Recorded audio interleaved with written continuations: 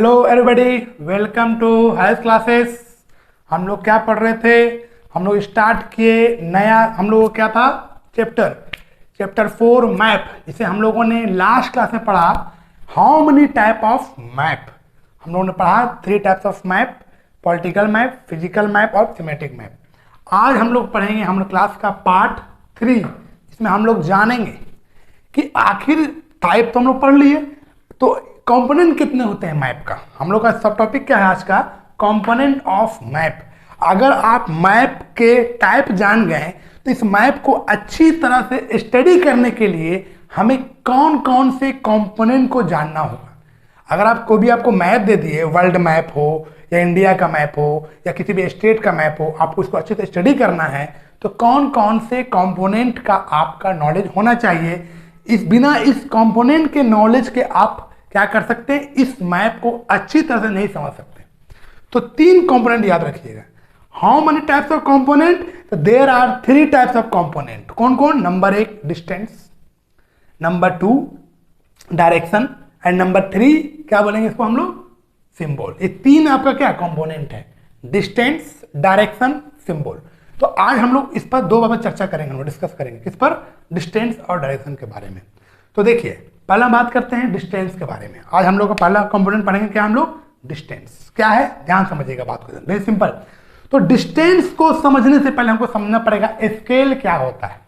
Map पता क्या है? आप देखिए, इतने बड़ा वर्ल्ड है और हम इस वर्ल्ड को एक छोटे से पेपर में बना देते हैं। कैसे? ये कैसे पॉसिबल हुआ? ये पॉसिबल हुआ स्केल की वजह से। इतना बड़ा इंडिया है। अब देखिए, इंडिया से एग्जाम्पल लेते हैं, यहां समझ में आएगा। हमारा प्यारा भारत देश, हम इसी से आपको एग्जाम्पल लेते हैं। देखिए, ये कुछ इंडिया का हम डायग्राम बनाए, ध्यान समझिएगा। ये क्या है? इंडिया डायग्राम समझिएगा, ठीक है। मेन समझिएगा बेसिक कॉन्सेप्ट क्या है। ये भारत हमारा है और हम सभी जानते हैं कि भारत का जो लेंथ है नॉर्थ से लेकर के साउथ तक, ये नॉर्थ से लेकर के साउथ तक वो कितना किलोमीटर है? तो ये किलोमीटर आपका है 3214 किलोमीटर है।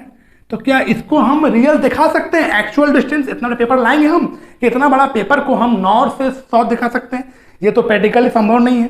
तो इसको हम क्या करते हैं? स्केल मापते हैं। तो देखिए, हमको लगता है अप्रोक्स हम कितना लिए होंगे इसको?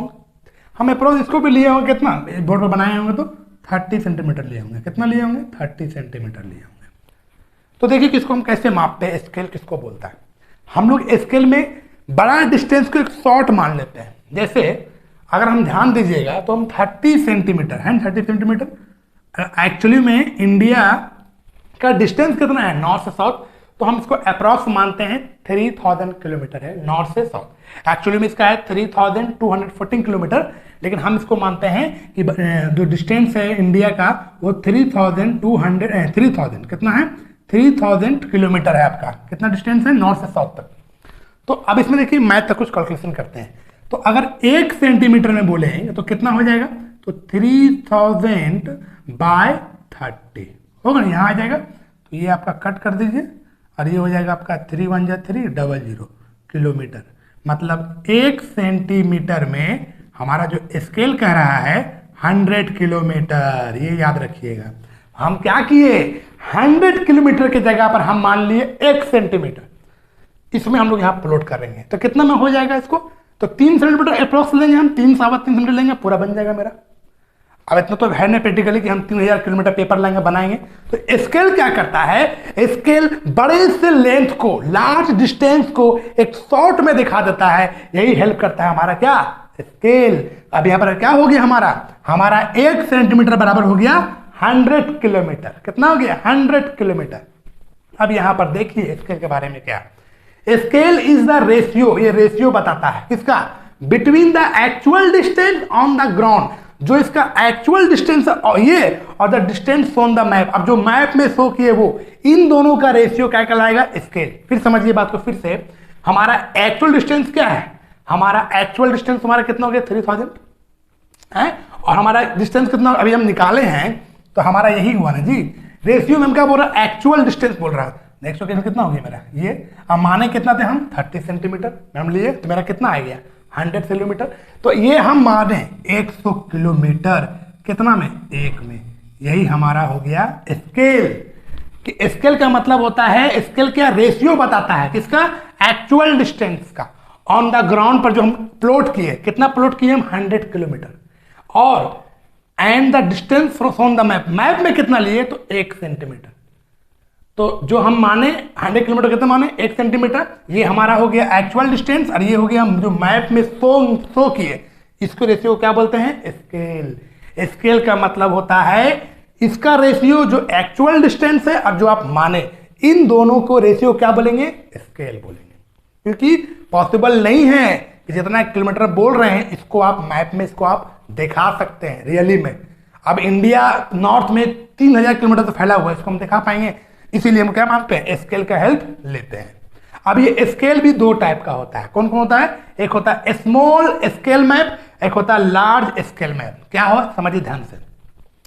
स्मॉल स्केल मैप हम कब बनाते हैं, जब हम छोटे चीज को ड्रॉ कर रहे हैं, जैसे विलेज, जैसे ब्लॉक, जैसे डिस्ट्रिक्ट। इस छोटे चीज में आप जब कीजिएगा तो स्मॉल स्केल लीजिएगा, लेकिन लार्ज स्केल मैप कब कीजिएगा, जब बड़े चीज को आप ड्रॉ कर रहे हैं, जैसे कॉन्टिनेंट, एशिया कॉन्टिनेंट में रहते हैं हम लोग, कहाँ रहते हैं एशिया कॉन्टिनेंट में। कंट्री मतलब कौन देश में रहते हैं, भारत देश, और ये हमारा वर्ल्ड। अगर ये ड्रॉ कर रहे हैं तो बताइए अभी हम क्या ड्रॉ किए कंट्री, तो बताइए कौन सा स्केल हुआ।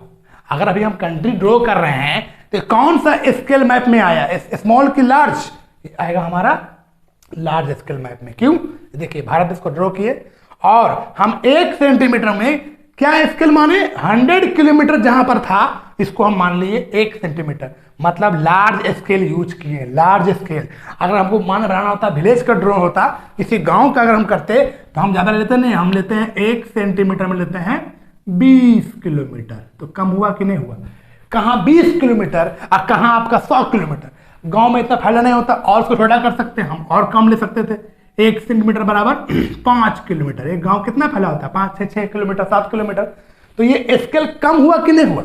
लेकिन एक बात सच्चाई है कि जो इंफॉर्मेशन आपको लार्ज स्केल में मिल जाएगा, वो जो आपका इंफॉर्मेशन स्मॉल स्केल में मिल जाएगा वो लार्ज में नहीं मिलेगा। क्यों, इतना बड़ा इंडिया को दिखाना या पूरे वर्ल्ड को दिखाना लार्ज स्केल में ज्यादा इंफॉर्मेशन नहीं मिल पाता। लेकिन अगर अच्छी तरह से इंफॉर्मेशन देखना है तो हम लोग को हेल्प लेना पड़ेगा स्मॉल स्केल मैप का, जिसमें आप अच्छी तरह से एक विलेज दिखा सकते हैं कि यहाँ पर वेल है, यहाँ पर ट्री है, यहाँ पर गार्डन है, यहाँ पर रोड है, यहाँ पर स्ट्रीट है, यहाँ पर ड्रेन है। आप सब कुछ दिखा सकते हैं स्मॉल स्केल मैप में। सारे इंफॉर्मेशन को अच्छी तरह से इंक्लूड कर सकते हैं जो हम लार्ज स्केल मैप में नहीं कर सकते, क्योंकि बहुत बड़े दिखाना पड़ता है। अभी देखिए, खुद देखिए, हम 100 किलोमीटर को 1 ही सेंटीमीटर माने, और यहाँ पर देखिए हम 1 सेंटीमीटर में हम 5 किलोमीटर मांग रहे हैं, किसके लिए, स्मॉल स्केल मैप के लिए। तो स्मॉल स्केल में आपको ज्यादा इंफॉर्मेशन मिलेगा, किसके, by the large scale map के अकॉर्डिंग देखा जाए तो ज्यादा इंफॉर्मेशन आपको स्मॉल स्केल मैप में मिलेगा। यही हुआ हमारा स्केल के बारे में जानना। स्केल का मतलब होता है एक्चुअल डिस्टेंस, और जो ग्राउंड में जो हम ले रहे हैं, कितने मान रहे हैं, इन दोनों को रेशियो क्या बोलेंगे, स्केल बोलेंगे। यही बात देखिए यहाँ पर देखने को मिल रहा है। ये हम एज्यूम किए, इंडिया तो इतना बड़ा है, लेकिन हम क्या ले लिए 30 सेंटीमीटर इंडिया का समेट दिया हम। एक्चुअली में इंडिया का डिस्टेंस ये है 3214 किलोमीटर, लेकिन देखिए हम इसको एज्यूम कर दिए 30 सेंटीमीटर बना दिए। तो स्केल इसको बोलते हैं, इसको हम मानते हैं। बड़े डिस्टेंस को एक शॉर्ट मान लेते हैं, इससे हमारा क्या होता है, कोई भी चीज इंडिया कॉन्टिनेंट हो, सब कुछ एक मैप में आ जाता है। अब आता है हमारा क्या सेकंड कंपोनेंट, क्या है, डायरेक्शन। अब आप अगर मैप पढ़ रहे हैं तो डायरेक्शन का भी नॉलेज आपको चाहिए। तो हम सभी जानते हैं, बच्चे से पढ़ते आ रहे हैं, क्लास 1 2 3 सब से पढ़ते आ रहे हैं कि डायरेक्शन जो होता है एक्चुअली मेनली जो होता है वो 4 तरह का होता है। तो 4 तरह में क्या हो गया, नॉर्थ, साउथ, ईस्ट, वेस्ट। इसके बारे में जानना जरूरी होता है कि कैसे आप पढ़ सकते हैं। तो वेरी सिंपल, ये जो 4 डायरेक्शन इसको बोलते हैं कार्डिनल डायरेक्शन। कौन बोलते हैं, cardinal direction, north, south, east, west. अब आप कैसे जानना है, किसी भी डायरेक्शन के बारे में जानना है, वेरी सिंपल, सभी जानते हैं, और नहीं जाएगा आपको पता नहीं। तो ये तो हम जानते हैं कि जहां से सनलाइट निकल रहा है वो ईस्ट है। क्या है वो, ईस्ट है। और इसका मतलब डूबता कहाँ है, तो वेस्ट में डूबता है। तो ये तो हो गया ईस्ट और ये हो गया वेस्ट। और याद रखिएगा, आपके जो होगा ये राइट साइड, क्या होगा, राइट साइड में होगा वो नॉर्थ हो गया, और ये हो गया आपका साउथ हो गया। पता चल गया हमको। या फिर ऐसे ही बताए थे क्लास में, देखिएगा पहले क्लास देखिएगा जो हम बताए हैं the earth in the solar system में, पढ़ाए थे द सोलर सिस्टम में, कि रात के समय कहीं निकल रहे हैं, आपको पता नहीं जाना कहाँ है। क्या देखते हैं, हम देखते हैं पोल स्टार, ध्रुव तारा। और ध्रुव तारा के जस्ट सामने क्या होगा, नॉर्थ। हम सभी जानते हैं नॉर्थ का अपोजिट क्या होगा, साउथ। और ये हमारा राइट साइड में क्या होगा, ईस्ट, और ये क्या हो जाएगा, वेस्ट। तो यही होता है डायरेक्शन के बारे में नॉलेज। सिंपल समझिए एक चीज हमेशा कि नॉर्थ का अपोजिट होता है वेस्ट। अगर नॉर्थ पता हो गया तो इसका अपोजिट कर दीजिए, अगर आपको ईस्ट पता हो गया जिसका अपोजिट कर दीजिए। नॉर्थ का अपोजिट होगा साउथ, नॉर्थ का अपोजिट होगा साउथ, और ईस्ट का अपोजिट हो जाएगा वेस्ट। तो हमको कोई पता रहेगा, हम आसानी से निकाल सकते हैं। और इसी में बात करेंगे इसका कुछ क्या होता है, इंटरमीडिएट डायरेक्शन भी होता है। जैसे ना ये नॉर्थ में पड़ेगा ना ईस्ट में पड़ेगा, बीच से बीच पड़ेगा, तो कैसे बोलिएगा, देखिए ये वाला डायरेक्शन, ये डायरेक्शन को बोलते हैं इंटरमीडिएट, जो नॉर्थ और ईस्ट के बीच में है, इसको बोलेंगे नॉर्थ ईस्ट। क्या बोलेंगे, नॉर्थ ईस्ट। अभी देखिए साउथ और ईस्ट में, मान लीजिए कुछ ऐसा जगह है ना साउथ में ना ईस्ट में, बीच से बीच है, इसको बोलेंगे साउथ ईस्ट। कुछ ऐसा है ना साउथ में पड़ता ना वेस्ट में पड़ता, बीच से बीच पड़ेगा, इसको बोलेंगे साउथ वेस्ट। और एक ऐसा है जो नॉर्थ में ना वेस्ट में है, तो क्या बोलेंगे इसको, नॉर्थ वेस्ट। तो ये चार जो लिखे हैं ग्रीन कलर से, ये हमारा क्या है, इंटरमीडिएट डायरेक्शन है, जो क्या है दो डायरेक्शन के बीच में है, इसलिए बोलेंगे क्या, इंटरमीडिएट डायरेक्शन। ये कौन कौन, नॉर्थ ईस्ट, साउथ वेस्ट और नॉर्थ वेस्ट। ये हमारा चार क्या है, इंटरमीडिएट डायरेक्शन। अब देखिए इसके बारे में बता रहे कैसे हम देखेंगे मैप में।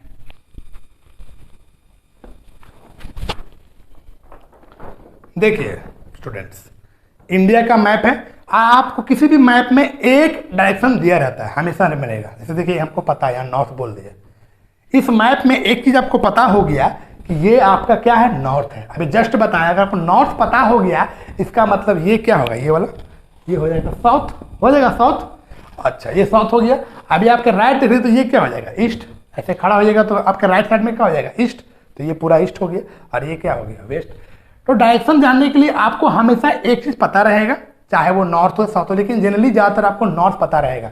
वर्ल्ड मैप देखिए, इंडिया का मैप देखिए, किसी भी कॉन्टिनेंट का मैप देखिए, तो आपको एक पता रहेगा नॉर्थ, तो नॉर्थ का अपोजिट क्या बताया, साउथ, और ये ईस्ट, और ये तो आपको दिख गया।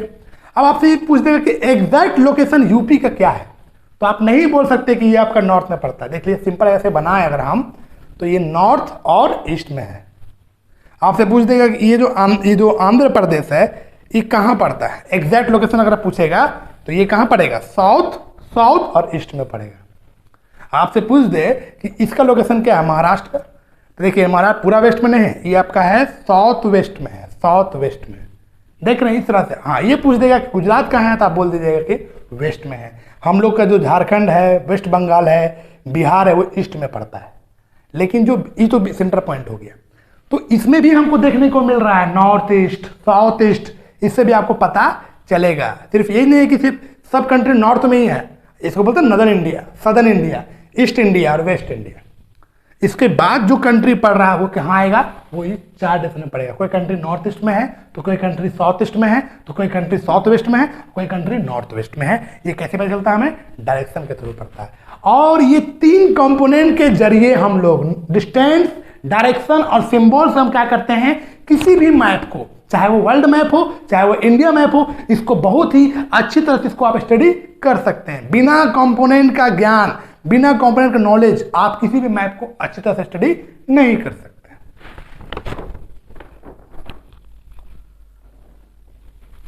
देखो स्टूडेंट, यही बात हम बोलना चाह रहे थे। क्या बताया हम लोग, आज क्या पढ़े हम लोग, आज हम लोग जाने दो कंपोनेंट के बारे में, डिस्टेंस और डायरेक्शन। हम लोग पढ़ेंगे एक लास्ट कंपोनेंट है सिंबल, और इस क्लास का भी लास्ट पार्ट पढ़ेंगे, पार्ट 4। इसमें तीन चीज बच गया, एक बच गया ये सिंबल पढ़ना है, और इसमें एक जो चीज और है सब टॉपिक, स्केच और प्लान, वो करेंगे। ये चैप्टर आपको हो जाएगा पूरी तरह से कंप्लीट, इसमें कोई दिक्कत नहीं पड़ेगा। हाँ फिर भी अगर आपको लग रहा है कि कुछ टॉपिक अगर छूट रहा होगा तो आप बेशक लिखिए हमारे कमेंट बॉक्स में, इसमें आपको हम डील करेंगे फिर से। तो आज क्या पढ़े स्टूडेंट, हम लोग आज पढ़े how many type of component, 3 type of component, distance, इसके बाद क्या बोलेंगे डायरेक्शन एंड सिंबल। इसमें हम लोग दो चीज पढ़ लिए। क्या क्या पढ़े हम लोग पढ़े डिस्टेंस और डायरेक्शन। ये अभी हम लोग नहीं पढ़े, ये करेंगे हम लोग अपने पार्ट 4 में पढ़ेंगे। और क्या पढ़े, डायरेक्शन के बारे में। देख लिए स्टूडेंट्स, स्केल को समझिएगा, सबसे इंपॉर्टेंट यही होता है कि बड़े चीज को छोटे में दिखा देना। इसमें बहुत सारा बात है, लार्ज स्केल, स्मॉल स्केल। और जब हम लोग स्टडी करते हैं विलेज का, ब्लॉक का, डिस्ट्रिक्ट का, तो कहाँ दिखाते हैं, स्मॉल स्केल में।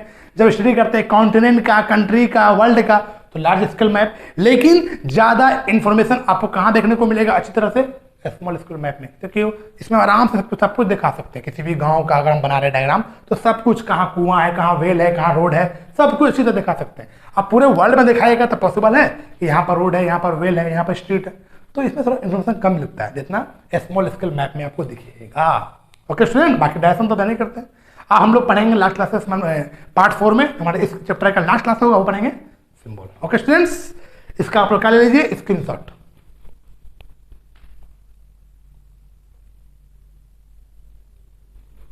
ठीक है स्टूडेंट्स, अब मिलते हैं इसका हम लोग पार्ट 4 में। अगर ये मेरा वीडियो पसंद आया होगा तो लाइक कीजिएगा, सब्सक्राइब कीजिएगा, और सब्सक्राइब के साथ साथ स्टूडेंट बेल आइकन को प्रेस जरूर कीजिएगा, तभी मेरा नोटिफिकेशन आपको टाइम टू टाइम मिलता रहेगा और आप हमसे क्या रहेगा, अप टू डेट रहिएगा, सारा नॉलेज आपको मिलता रहेगा। ये सब क्या है, बेसिक नॉलेज है स्टूडेंट्स। एनसीईआरटी क्या है, आपको एक आपका रामबाण आपको मिलेगा, समझ लीजिए क्या बोलते हैं, जड़ी बूटी है आपके लिए, तो आपको किसी भी एग्जाम में हेल्पफुल करेगा। बच्चे बोलते हैं सर 6 में क्या पढ़ा रहे हैं सर, 6 में आएगा, लेकिन ये चीज़ नहीं जानते हैं क्योंकि अभी दिमाग से ओपन खुला नहीं माइंडेड। जब वो मैट्रिक कर लेते हैं तब ना माइंड खुलता है कि ये कॉम्पिटिशन एग्जाम देना है, हमको रेलवे एग्जाम देना है, हमको बैंकिंग एग्जाम देना है, हमको एसएससी एग्जाम देना है। कब दिमाग खुलता है, मैट्रिक के बाद खुलता है बच्चे को, जब तक टाइम निकल जाता है। अभी आप संभल गए हैं और एनसीईआरटी को अच्छी तरह से पढ़ लिए हैं तो फिर कामयाबी दूर नहीं है आपसे। ओके स्टूडेंट्स, अब मिलते हैं हम लोग पार्ट 4 में। टेक केयर, जय हिंद, जय भारत।